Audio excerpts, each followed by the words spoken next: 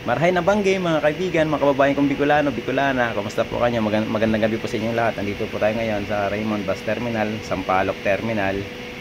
Ito nga po pala mga kaibigan, mga lods, bali nahabol ko yung last trip na alas 6 na biyaheng Tabaco, alas 6 ng gabi. Pagka-out ko po sa trabaho, diretso na ako rito. Buti naman nahabol ko po yun. Pero nakapagpa-reserve na po ako. Bali mga lods, mga kaibigan, ang binayaran ko po sa ticket ko 1,300. Mula po rito mga kaibigan, mga lods, sa Sampaloc hanggang sa amin po sa Pulangi sa Albay. Tingnan po muna natin mga lods, mga kaibigan, itong kanilang CR kung malinis at maayos, para hindi na po tayo ihi sa mga restaurant na hihintuan nila, kasi alam naman po natin na may bayad, tapos di naman ganun kaganda at kalinis yung kanilang mga CR. Dapat nga po sana wala na pong bayad sa mga CR nila, kasi unang-una overpriced po yung kanilang mga pagkain sa mga restaurant po nila na inihintuan. Tapos isa pa mga kaibigan, mga lods, pati tubig. Yung dati nagpa-refill ako ng tubig kasi may dala pa akong noodles, bali 10 piso din yun. Napakagrabe naman, overpriced talaga. Tapos may bayad pang CR nila. Ito mga lods, yung kanilang flush, tapos yung kanilang CR may tissue at may alcohol. Ang lupit, napakagaling, napakalinis po ng CR nila rito sa Volvo na to. Kaya mga kaibigan, mga kababayan ko, na kung sakali man po na may CR po yung inyong bus na sinakyan, dito na lang po kayo mag CR kaysa may bayad pa po kayo dun sa baba. Pero kung sakali man po na dudumi po kayo, talagang di po pwede rito, kasi ihilang po talaga pwede rito sa CR po ng bus. Tapos kung talagang di rin po kayo makaihi dito sa loob ng bus, talagang magbayad nga po talaga kayo.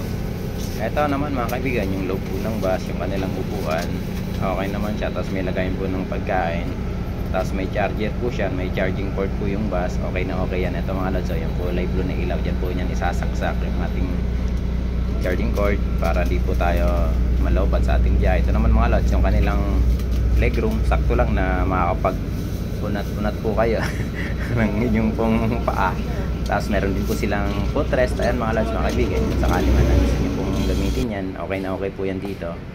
Ang kanilang legroom mga lods, mga kaibigan, di siya ganun kaluwag katulad sa mga premium buses ng ibang mga bus company na talagang sobra kayong makakahiga at makakaunat-unat talaga. Dito mga lods, mga kaibigan, sakto lang sa height po natin na 5'5". Makakapag D4 naman kayo, wag lang ihiga yung sa unahan nyo na pasahero. Kung sakali man matutulog na siya, tapos higa niya yung kanyang recline ng upuan, wala na talagang sasabit. Kaya kailangan makaupo na lang po kayo ng maayos. Parang may nagpe-perform dito sa loob mga lods, mga kaibigan, kasi andito kami sa may bandang Sariaya na. Ito mga lods, yung unahan ng bus, meron din po siyang TV, maayos na maayos, malakas rin po yung kanyang aircon. Yung upuan po ng Raymond na to mga lods, mga kaibigan, medyo matigas lang talaga, lalo na kung sa sobrang tagal ng biyahe, talagang sasakitin po yung feet niya. Tapos yung sandalan, okay naman mga lods, mga kaibigan.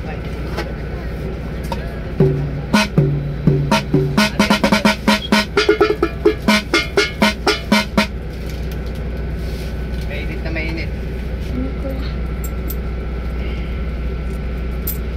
Marami ka ng kinita. Ito pa lang. Ito po mga kaibigan, yung unang stopover po yan. Dito po yan sa may Sariaya Bypass Road. Dito rin po hintuan ng ibang mga bus company. Tapos dito po talaga hintuan po ng Raymond Bus. Mas maganda na po talaga mga lods, mga kaibigan, kung babiyahe po kayo, magbaon na lang po kayo, kasi para mas makatipid po kayo sa biyahe. Kasi mahal nga po yung sa mga bilihan ng mga dinadaanan po nila. Pero hindi naman po lahat ng inihintuan ng mga bus, ng mga restaurant ay medyo mahal. Saktuhan lang din po yung mga presyo at masarap din. Ito mga kaibigan, yung sinakyan kong bus na Volvo, napakaganda, malinis at maayos po yung loob ng bus. Maganda rin po yung kanilang CR.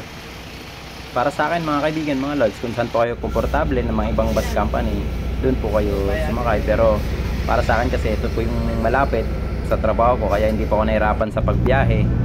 Kaya kung saan po tayo komportable at kung saan po tayo malapit ng mga bus, kaysa pupunta pa po tayong PITX o kaya sa Cubao. Kaya yung iba mga lods, mga kaibigan, paulit-ulit kung saan po sila sumasakay, kasi doon po sila komportable, doon po sila mas malapit, at kung saan po yung dinadaan din po yung kanilang lugar, kaya doon po talaga sila sumasakay. Kaya wala po silang pili kahit saan po sila sumakay mga lods. Ito mga kaibigan, mga lods, nandito na kami sa may Calawag, Quezon. Ito rin po yung pangalawang stopover po nila. Dito po talaga yung isa sa terminal po nila. Dito po mga lods, walang bayad po yung kanilang CR, kaya pwede po kayo rito mag-CR ng walang bayad. Ito, napakalupit ng kanilang cargo bus. Napakaganda rin mga lods, mga kaibigan, parang bago pa. Napakalupit, napakaganda. Ito mga lods, tingnan po natin ang mas malapitan. Meron ako nakita ng mga pasahero, di ko lang sure kung itong sa likod lang yung cargo tapos sa unahan pang pasahero.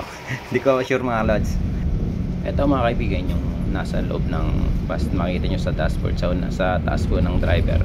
Bali yan po yung oras, tapos minsan mamaya makikita rin po natin yung date po kung anong araw at kung anong oras po yung ngayon.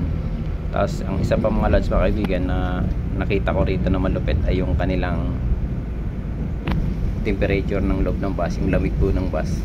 Nakikita po natin dyan kung gaano po kalamig yung loob ng bus, kaya okay na okay, parang high-tech na rin po itong Volvo bus po ng Raymond. Andito na po kami mga kaibigan sa may parte pong Quirino Highway, sa may Andaya Highway.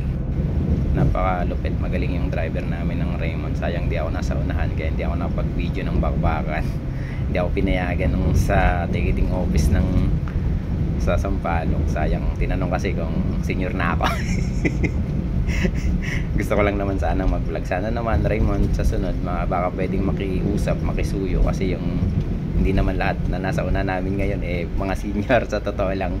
Kaya pero no regrets naman. Okay naman, at least na natin sila sa sunod. Baka naman po pwedeng makisuyo at makiusap para makapag-vlog po ako ng maayos at ng makapag-video ng bakbakan, ng overtaking na yun ang inaabangan natin sa mga ganitong klaseng vehicle na biyahe.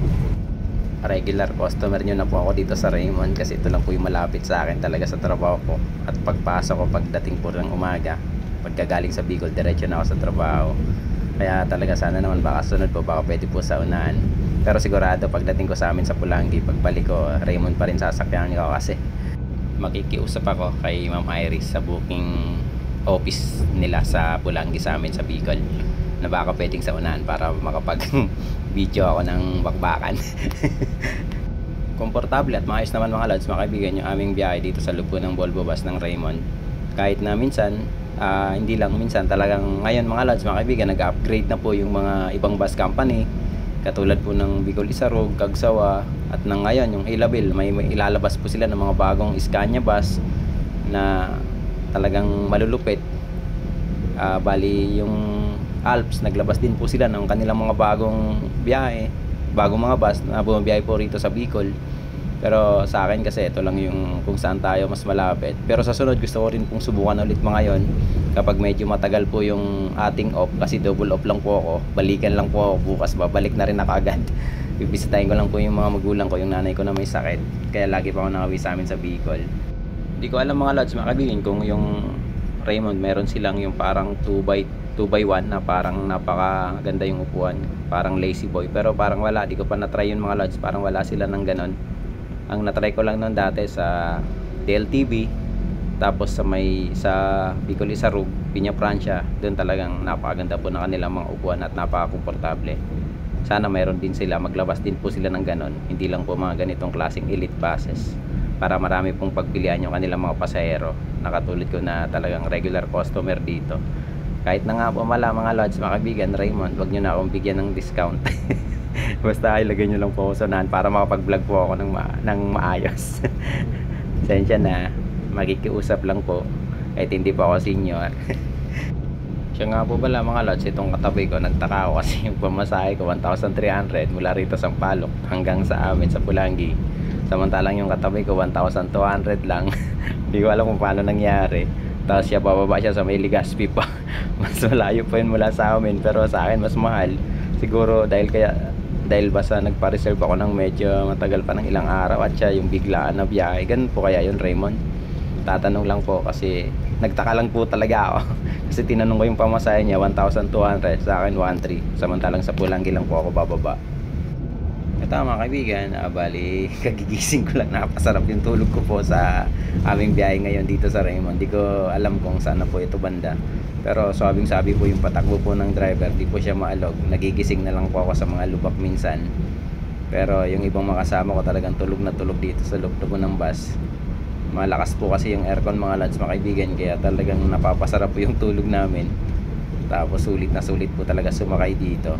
Hindi rin po ganun kabilis masyado yung driver po ngayon itong Volvo bus. Sabing-sabi lang po talaga, pero napakagaling, magaling po siya mag-drive. Kaya tulog na tulog yung mga ibang kasamahan kong pasahero po rito sa bus. Wala malapit na kami mga lods, mga kaibigan, dito sa amin sa Pulangi. Dito na kami sa may bandang bato. Papasok na po kami ng Pulangi sa Albay. Sulit na sulit mga lods, mga kaibigan. Itong biyahe ko dito po yan sa Raymond Volvo bus. Napakalupit, napakagaling po ng driver. Hindi po siya ganun sobrang kabilisan. At yung mga overtaking po niya, saktuhan lang din po talaga na talagang malinis. Pero yung iba, di ko po nakita kasi masarap din po yung tulog ko. Ibig sabihin talaga magaling po yung driver namin, kaya napapasarap yung tulog. Kasi minsan talagang kapag hindi po magaling yung driver na talagang kaskasero, wala po talagang tulugan pa ganun. Sobrang maraming salamat po sa pagtsatsaga at panonood po sa aking video. Sana po nag-enjoy po kayo. Sa sunod po muli, sana panoorin niyo rin po yung ibang video ko na na-upload po rito sa aking YouTube channel. Meron din po ako sa aking Facebook page. Maraming salamat sa suporta mga kababayan ko. Sana naman, baka naman po pwede makahingi ng isang like at paki-subscribe na rin po ng aking YouTube channel.